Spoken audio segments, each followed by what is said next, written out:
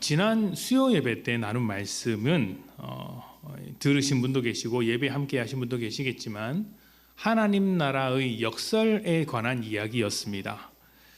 하나님 나라가 세상과 어떻게 다른지 제 나름대로 굉장히 중요하다고 생각하는 이야기를 전했는데, 오늘 말씀은 그 수요 예배의 맥락에서 이어진 이야기라고 할 수 있습니다. 그래서 수요 예배 때 오신 분들은 그 말씀을 기억하면서 들으셨으면 좋겠고요. 혹시 이제 듣지 않으셨다면 집에 가셔서 조용히 들어보시는 것을 강력하게 추천합니다. 구독과 좋아요도 함께 해주시면 감사하겠습니다. 자, 오늘 이야기의 시작은 얼핏 보기에는 좀 이상합니다. 예수님께서 이제 너무 퉁명스럽게 대답하시기 때문이죠. 17절입니다. 예수께서 길에 나가실새 한 사람이 달려와서 꿇어 앉아 묻자오되 선한 선생님이여 내가 무엇을 하여야 영생을 얻으리이까. 자, 이 사람은 다른 본문에서는 부자 청년이라고 하고, 또 말씀을 살펴보면 이제 부자이면서도 사회적으로 지위가 높은 어떤 사람이라고 알려져 있습니다. 부자인 것은 확실합니다. 자, 이 부자가 와서 예수님을 선한 선생님이라고 이야기를 합니다. 그리고 나서는 영생을 얻는 방법, 어떻게 해야 영생을 얻는지 물어봅니다. 여러분이 듣기에 이 질문이 어떻습니까? 기분 나쁜 질문입니까? 아니면은 그래도 괜찮은 질문이라고 보십니까? 우리가 앞에서 바리새인이나 서기관들이 했던 대화와 비추어 본다면 굉장히 정중한 태도로 예수님께 대화를 하고 있죠. 바리새인과 서기관 같은 경우는 예수님의 한마디 한마디를 꼬투리 잡아서 어떻게든 넘어뜨리려고 했다면 이 부자는 예수님에게 그래도 정중하게 이제 물어보고 있는 것이죠. 그런데 예수님의 반응이 좀 시큰둥합니다. 별로 이렇게 친절하지 않고 퉁명스럽죠. 이렇게 말씀하십니다. 18절입니다. 예수께서 이르시되 내가 어찌하여 나를 선하다 일컫느냐. 하나님 한 분 외에는 선한 이가 없느니라. 자, 하나님 한 분 외에는 선한 사람이 없다라고 이렇게 말씀을 하십니다. 이게 듣기에 따라선 그러면 예수님은 선하지 않다는 이야기인가 라는 말로 이제 들릴 수가 있죠. 당연히 그것은 아닙니다. 예수님께서 이렇게 좀 퉁명스럽게 좀 시니컬하게 대답을 하신 이유는 이 부자 청년이 던지고 있는 질문의 의도를 꿰뚫고 계셨기 때문입니다. 다음 이야기를 보면 그 의도를 이제 충분히 짐작할 수 있습니다. 19절부터 22절입니다. 내가 계명을 안 하니 살인하지 말라, 간음하지 말라, 도둑질하지 말라, 거짓 증언하지 말라, 속여 빼앗지 말라, 내 부모를 공경하라 하였느니라. 그가 여짜오되 선생님이여 이것은 내가 어려서부터 다 지켰나이다. 예수께서 그를 보시고 사랑하사 이르시되 내게 아직도 한 가지 부족한 것이 있으니 가서 내게 있는 것을 다 팔아 가난한 자들에게 주라. 그리하면 하늘에서 부화가 내게 있으리라. 그리고 와서 나를 따르라 하시니 그 사람은 재물이 많은 고로 이 말씀으로 인하여 슬픈 기색을 띠고 근심하며 가니라. 아멘. 자, 이 부자는 어려서부터 율법을 잘 지킨 사람이었습니다. 성품도 좋았습니다. 그리고 서두에 말씀드렸던 것처럼 사회적인 신분도 좋은 사람이죠. 그러니까 어떻게 보면 굉장히 성공한 사람이고 존경받는 사람이고 다른 사람들에게 어떤 인생의 롤모델이 될 만한 사람이었습니다.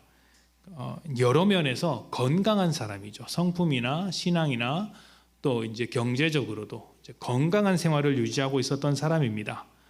자, 그런 그의 모습을 나쁘게 보지 않으셨어요. 좋게 보셨습니다. 그래서 21절에 보면 예수님께서 그를 사랑하는 마음으로 이르시되 이렇게 말씀을 하셨어요. 그를 사랑하는 마음으로 이렇게 좋게 이런저런 이야기를 하신 것이죠. 자, 그런데 부자가 하고 있는 이 말과 행동 속에는 이런 의도가 담겨 있었던 것입니다.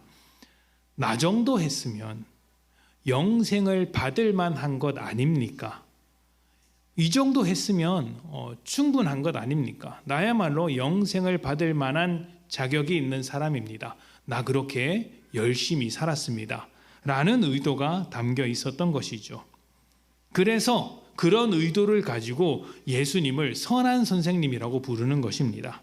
당신이 선한 선생이라면 내가 살아온 이 선한 삶도 인정해 주어야 하는 것 아니냐라는 의도인 것이죠.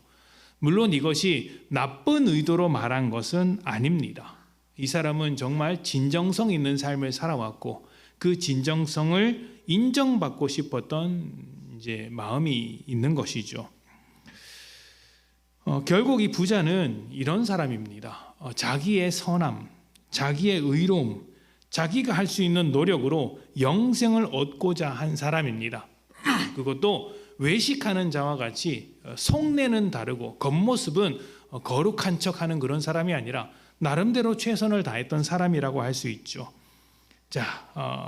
그리고 예수님께서 하신 말씀, 하나님 외에는 선한 이가 없다, 이 말씀을 하셨는데, 이것은 자기 스스로 선하다고 믿고 있는 이 청년에게 그가 가지고 있는 선함과 의로움, 또 그가 지금 예수님께 말하고 있는 이 의도가 얼마나 허약한 것인지를 보여주는 말씀이었습니다.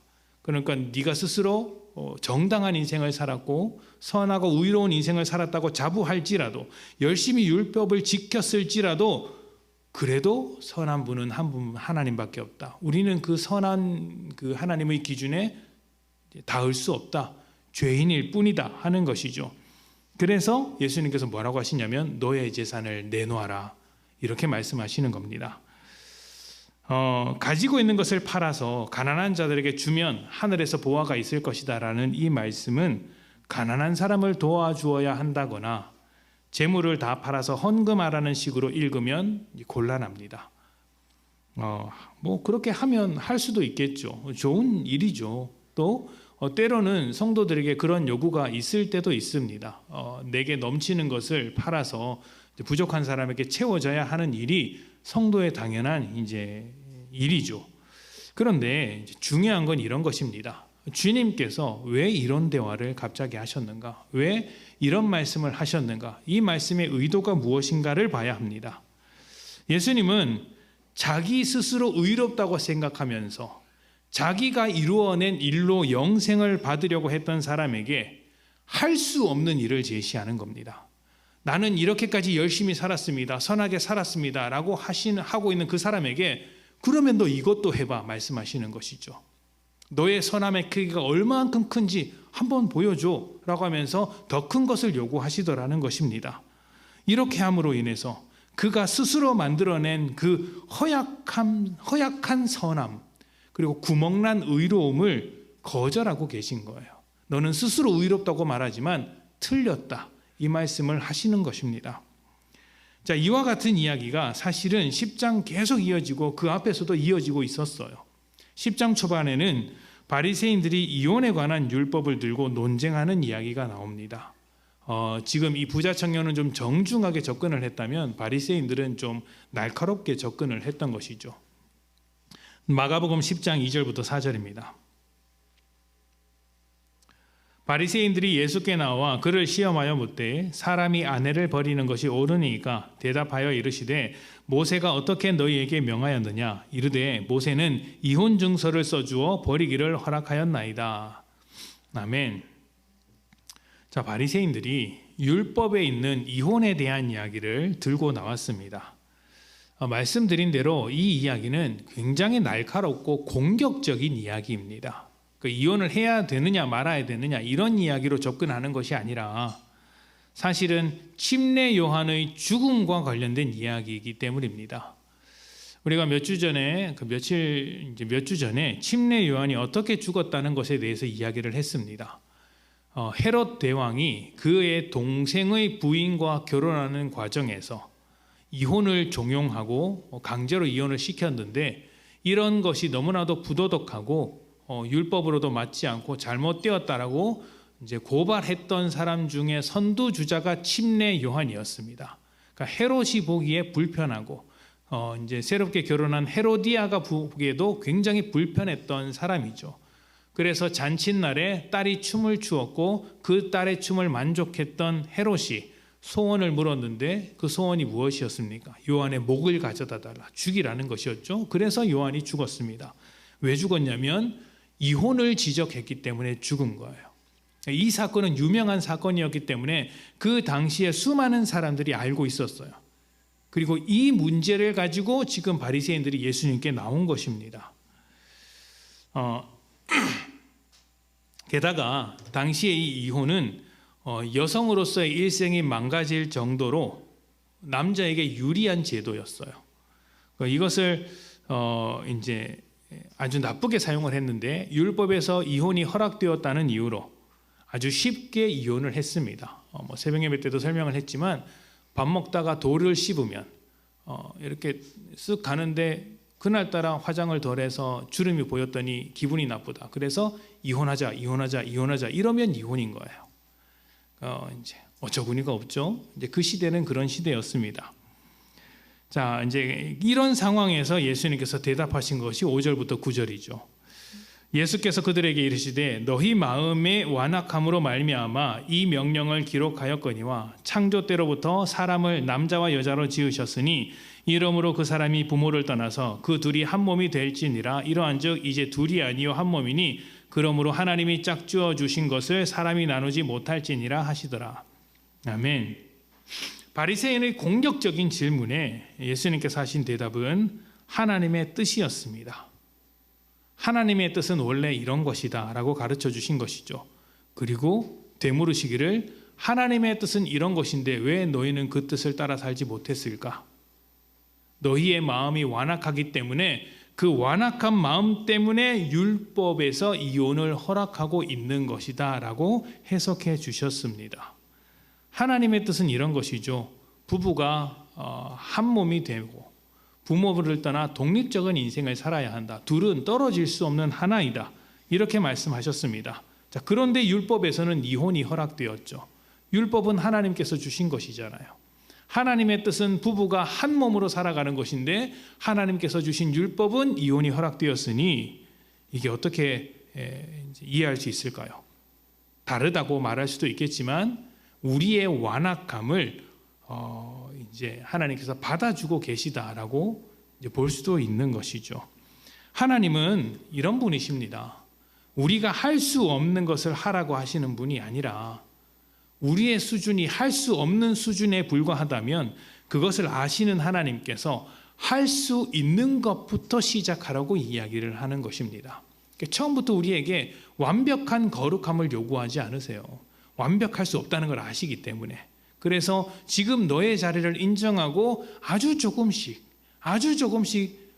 한 걸음만 떼라. 그것만 해도 잘하는 것이다라고 이야기를 하는 것입니다.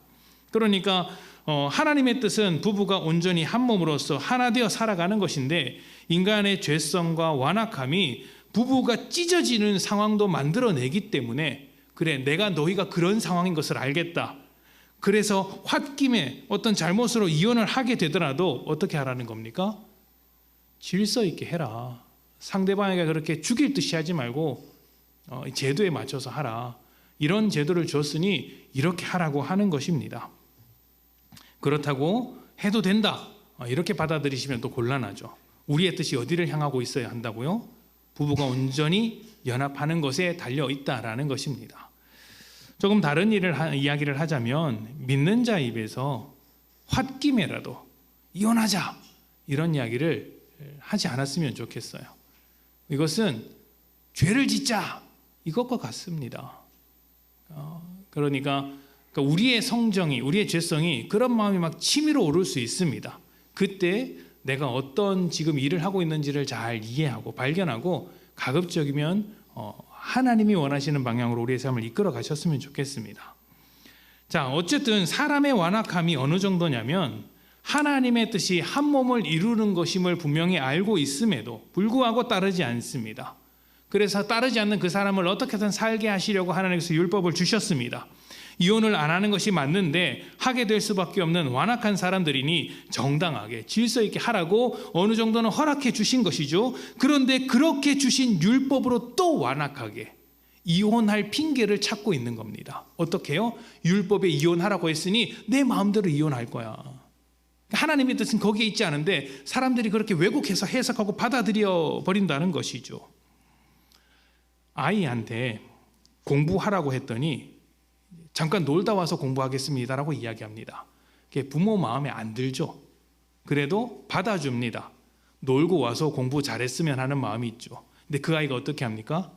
놀러 가서 안 들어옵니다. 1시간, 2시간, 3시간, 4시간 깜깜해질 때까지 안 들어옵니다.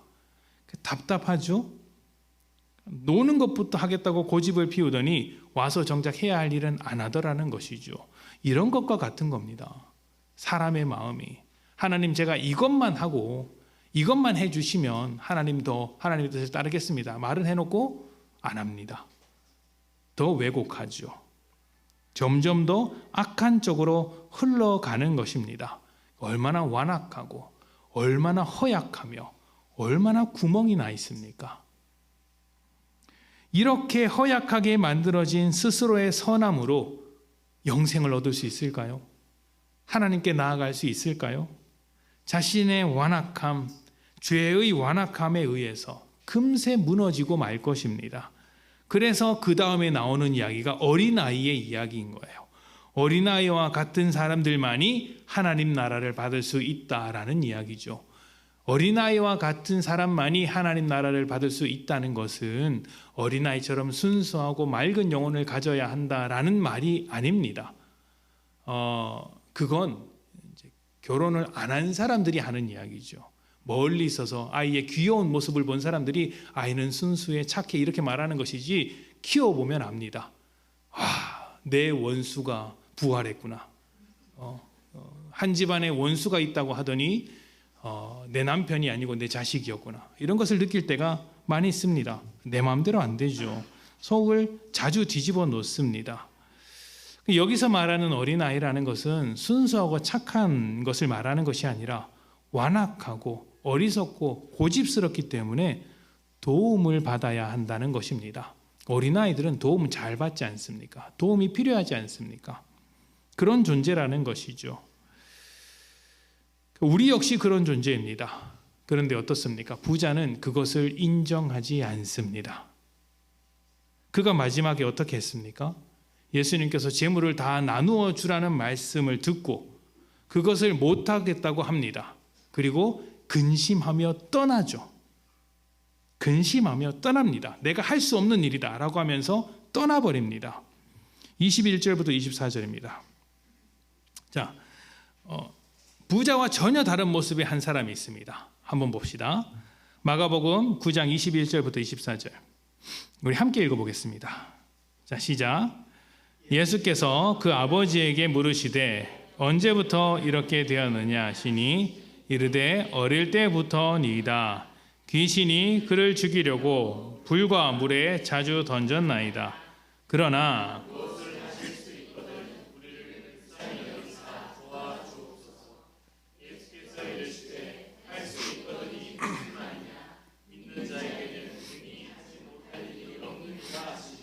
곧 그의 아버지가 소리를 질러 이르되 내가 믿나이다. 나의 믿음 없는 것을 도와주소서 하더라. 자, 부자는 자기가 할 수 없는 것이라고 말하면서 근심하고 떠나버렸습니다. 그런데 이 부자와 다르게 완전히 반대되는 이제 고백을 한 사람이 있는데 바로 이 사람입니다. 오랫동안 병에 걸린 자식을 두고 있는 아버지이죠. 전에 본 말씀인데 어릴 때부터 병에 걸려서 땅바닥을 뒹굴고 아무것도 할 수 없었던 아이를 아버지가 데리고 왔습니다. 제일 먼저 제자들에게 보였는데 그 제자들이 고쳐주지를 못했죠. 얼마나 절망했겠습니까? 예수님께서 또 그의 제자들이 귀신을 쫓아내고 병을 치유한다는 소식을 들었을 때 평생에 품고 있었던 그 소망, 아들 하나 낳게 하겠다는 그 소망이 드디어 이루어지겠구나라는 기대가 있었을 것입니다. 그런데 제자들에게 데리고 오니 못하죠. 다른 사람의 병을 다 고쳐도 이 병, 내 자식만은 못 고치는구나. 얼마나 절망했겠습니까? 얼마나 절망했겠어요. 예수님께서 나중에 찾아오셔서 물어보셨을 때도 할 수 있다면 해보십시오. 이렇게 절망적인 태도로 이야기하지 않습니까? 그런데 예수님께서 이렇게 할 수 있거든이 무슨 말이냐? 믿는 자에게 이제 하지 못할 일이 없다 이렇게 말씀하시자 그래도 살아야겠으니 내뱉은 말이 무엇입니까? 도와주시옵소서입니다. 절망에 빠져서 그냥 집으로 돌아가자가 아니라 제발 좀 도와주십시오입니다. 여러분, 이 도와달라는 말이 얼마나 위대한 말인지 알아야 합니다. 대단히 위대한 말입니다. 나는 할 수 있어, 나는 모든 것을 할 수 있어 보다 더 위대한 말이 도와달라는 말이에요. 왜냐하면 나의 연약함과 부족함을 있는 그대로 인정할 때만이 나오는 말이기 때문입니다. 부자는 자기가 만든 선함과 의로움이 얼마나 허약한 것인지 발견했고 근심했습니다. 그러나 도와달라고 하지 않고 그냥 떠나버렸어요. 왜 떠났을까요? 예수님의 도움 없이 자기 스스로 선을 이루어 보려고 한 것입니다. 주님께서 제시하는 길을 받아들이지 않았던 것이죠.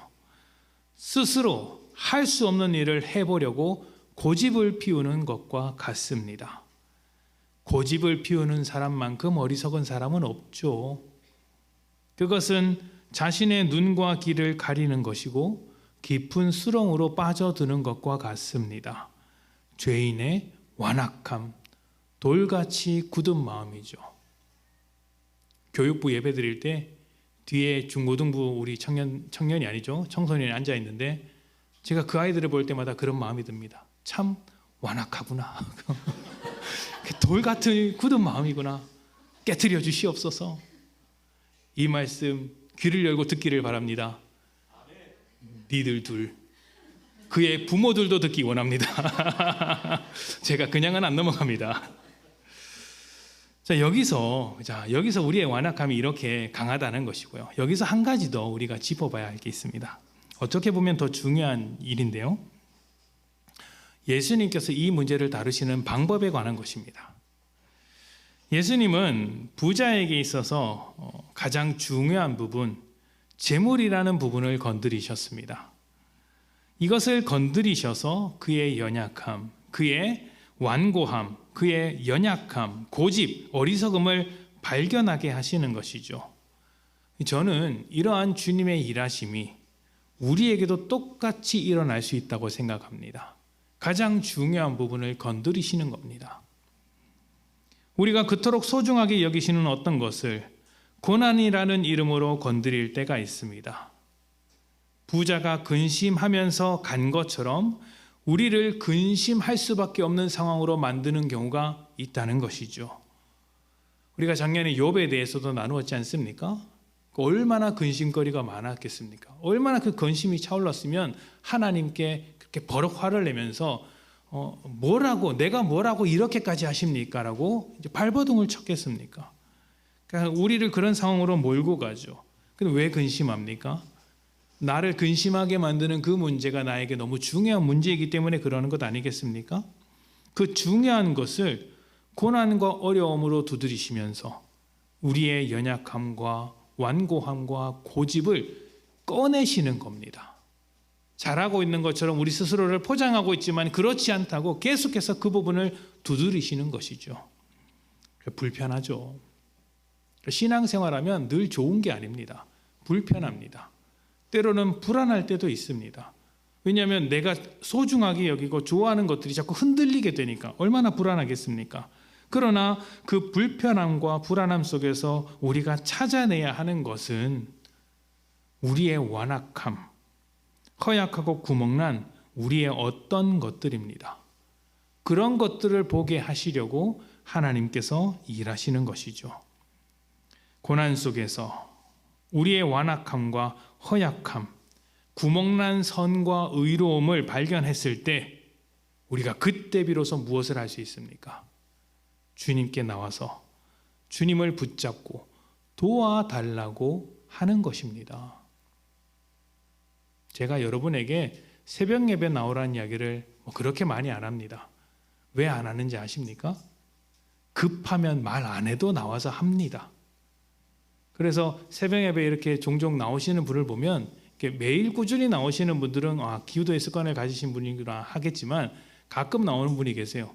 그러면 좋은 게 아니라 걱정이 돼요. 무슨 문제를 가지고 왔을까 걱정이 돼요. 한편으로는 너무 안 오시니까 평안할 때가 있습니다. 별일이 없나 보다. 별일이 없나 보다. 감사하다. 이렇게 생각될 때가 있죠. 한편으로는 이런 생각도 듭니다. 목사의 마음이 복잡해요. 하나님, 저 인생 한번 흔들어 주셔서 이 자리 좀 채워 주십시오. 그런데 그때마다 우리가 어떻게 생각해야 되죠? 안식일이 사람을 위하여 있는 것이지 사람을 위하여 안식일이 있는 것이 아니죠. 여러분의 인생을 위해서 새벽 예배가 있는 것이지 새벽 예배를 위해서 여러분이 있는 것이 아니라는 것을 알기 때문에 제가 별소리 안 하고 있는 겁니다. 급하실 땐 오십시오. 오셔서 앉아 있으면 제가 알고 기도하겠습니다. 자, 어쨌든 우리가 그렇게 우리의 구멍난 의로움과 선을 발견했을 때, 우리의 어리석음과 고집을 발견했을 때 할 수 있는 유일한 것은 주님을 붙잡고 도와달라는 것이죠. 하나님께서 뭐라고 하실까요? 마가복음 10장 26절에서 31절입니다.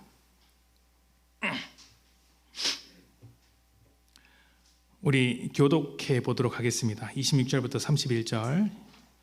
26절입니다. 제자들이 매우 놀라 서로 말하되 그런즉 누가 구원을 얻을 수 있는가 하니 예수께서 그들을 보시며 이르시되 사람으로는 할 수 없으되 하나님으로는 그렇지 아니하니 하나님으로서는 다 하실 수 있느니라. 베드로가 여짜와 이르되 보소서 우리가 모든 것을 버리고 주를 따랐나이다.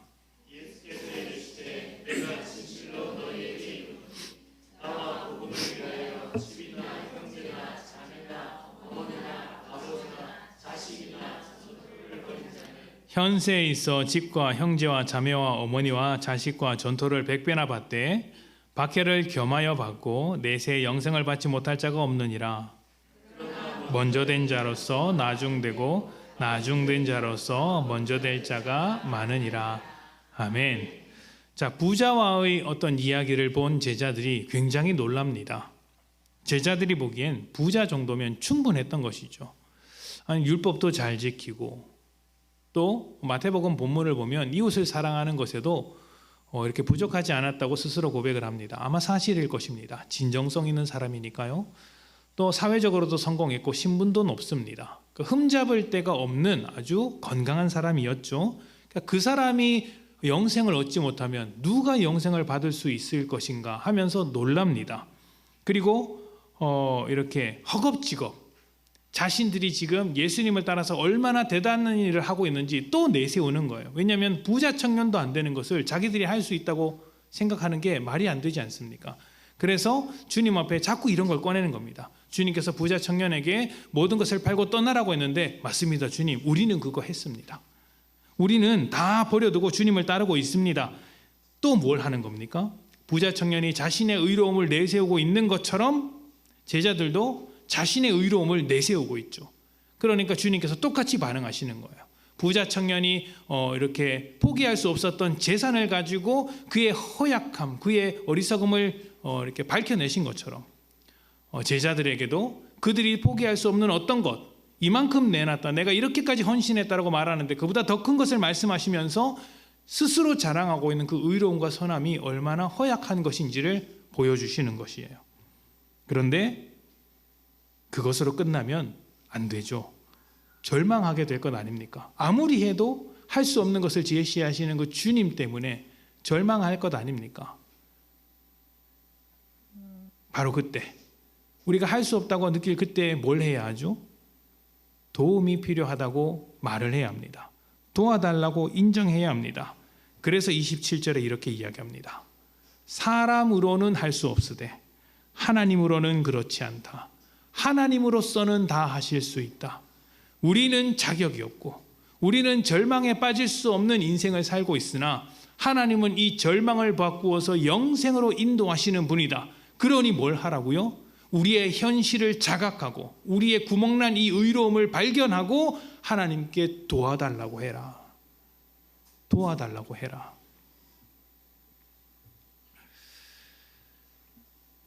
이 모든 말을 정리하는 한마디가 마지막에 나옵니다. 먼저 된 자가 나중되고 나중된 자가 먼저 된다. 먼저 되었다는 사람은 부자와 같이 스스로 선을 이루었다. 내가 잘하고 있다고 생각하는 사람입니다. 그러나 그는 결국에 죄의 완악함과 허약함을 뛰어넘지 못합니다. 그래서 나중된 자가 됩니다. 하지만 스스로 완악하고 허약하고 구멍나 있다는 것을 고백하며 나는 나중된 사람이다, 내 인생은 절망이다, 꼴찌라고 인정하는 사람은 하나님의 도우심을 구하며 의지하게 됩니다. 하나님으로 인해서 먼저 된 자가 되는 것이죠. 세상은 우리를 보고 더 대단해지라고 부추깁니다. 그리고 그 부추김에 넘어가서 어떻게든지 꼭대기에 올라서려고 합니다. 부부 사이에서도 꼭대기에 올라서려고 하고, 부모와 자식 사이에서도 꼭대기에 올라서려고 합니다. 편집해야 되겠죠? 오늘 아침에도 저와 저의 아들이 꼭대기에 올라서려고 한판 했습니다. 제가 이겼습니다. 이기고 나서 후회했습니다. 그런 눈으로 보지 마십시오. 여러분도 다 하는 거 아닙니까? 저만 그런 것처럼 이야기하시는데 아니라는 거 압니다.